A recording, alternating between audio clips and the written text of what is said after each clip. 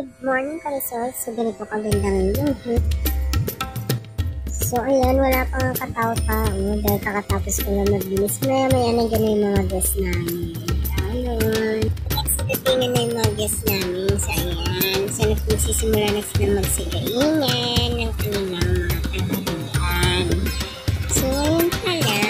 Ang mga guests namin yan ay mga senior. So, ayan. Ang mauna nilang ginawa ay sumayaw mo.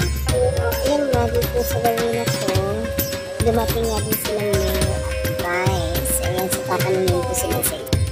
Ano pong masasabi niyo dito sa resort po? Guys, ano pong masasabi niyo dito sa resort?